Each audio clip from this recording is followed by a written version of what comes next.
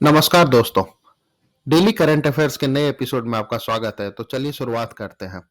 राष्ट्र पहला क्वेश्चन से, राष्ट्रीय शिक्षा दिवस किसकी जयंती को चिन्हित करने के लिए मनाया जाता है? ऑप्शन है मौलाना अबुल कलाम आजाद, जवाहरलाल नेहरू, एपीजे अबुल कलाम और एम विश्वेश्वरैया। तो यहाँ पर सही आंसर है मौलाना अबुल कलाम आजाद। व्याख्या इस तरह से है, मौलाना अबुल कलाम आजाद की जयंती के उपलक्ष्य में 11 नवंबर को भारत में हर साल राष्ट्रीय शिक्षा दिवस मनाया जाता है। वह भारत के पहले शिक्षा मंत्री थे जिन्होंने देश की शिक्षा प्रणाली को बेहतर बनाने में महत्वपूर्ण भूमिका निभाई और साथ ही देश में उच्च शिक्षा की नींव भी रखी। आते हैं दूसरे क्वेश्चन पर। लाइफ साइंस डेटा के लिए भारत के पहले रिपोजिटरी का नाम क्या है? ऑप्शन है भारतीय जीवन विज्ञान केंद्र, भारतीय बायोटिक डेटा केंद्र, इंडियन बायोलॉजिकल डेटा सेंटर और लाइफ साइंस डेटा सेंटर।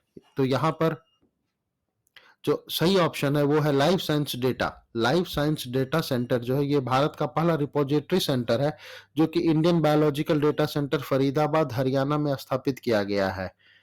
और आईबीडीसी को भारत में सार्वजनिक रूप से वित्त पोषित अनुसंधान से उत्पन्न सभी जीवन विज्ञान डेटा को संग्रहित करने के लिए अधिकृत किया गया है।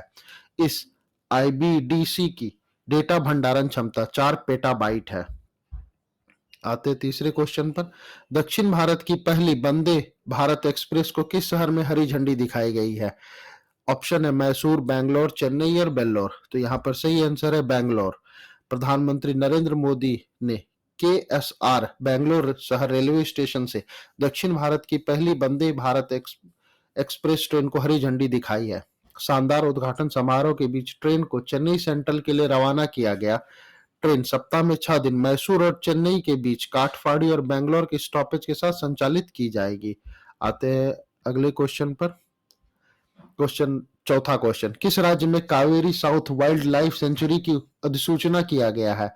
तो यहाँ पर ऑप्शन है कर्नाटक, तेलंगाना, आंध्र प्रदेश और तमिलनाडु। तो सही आंसर है तमिलनाडु।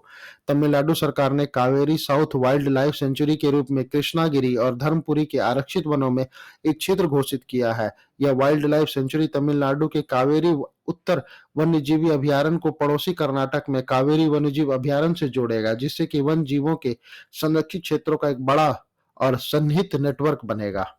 आते हैं अगले क्वेश्चन पर।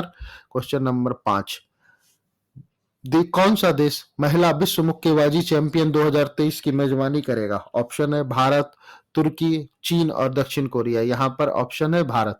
भारत 2023 की आईबीए महिला विश्व मुक्केबाजी चैंपियन के लिए मेजबान देश के रूप में नामित किया गया है। इसके लिए इंटरनेशनल बॉक्सिंग एसोसिएशन आईबी और बॉक्सिंग फेडरेशन ऑफ इंडिया के बीच एक समझौता ज्ञापन पर भी हस्ताक्षर किए गए हैं। इस आयोजन में लगभग कुल पुरस्कार पुल 19.50 करोड़ का होगा। इसमें स्वर्ण पदक विजेताओं के साथ को लगभग 81 लाख रुपए की पुरस्कार राशि प्रदान की जाएगी। आते हैं अगले क्वेश्चन पर। क्वेश्चन नंबर 6, किस राज्य में गरीब पिछड़े वर्गों के लिए आरक्षण को 77% तक बढ़ाने के लिए एक विधेयक पारित किया गया है? वह राज्य कौन सा है? छत्तीसगढ़, मेघालय, झारखंड और आंध्र प्रदेश। यहाँ पर सही आंसर है झारखंड। झारखंड विधानसभा ने विभिन्न श्रेणियों को दिए जाने वाले कुल आरक्षण को बढ़ाकर 77% करने के लिए एक विधेयक पारित किया है। विधानसभा ने झारखंड पदों और सेवाओं में रिक्तियों के आरक्षण अधिनियम 2001 में एक संशोधन पारित किया, जिसमें एसटी, एससी, ईबीसी, ओबीसी और सरकारी नौकरियों में आर्थिक रूप से कमजोर वर्गों के लिए आरक्षण वर्तमान में 60% से बढ़ा दिया गया है। आते हैं आज के अंतिम क्वेश्चन की ओर। पीएम गति शक्ति मल्टी मॉडल जल मार्ग शिखर सम्मेलन किस शहर में आयोजित किया जा रहा है? ऑप्शन है लखनऊ, वाराणसी, अलीगढ़ और नोएडा। यहाँ पर सही ऑप्शन है वाराणसी।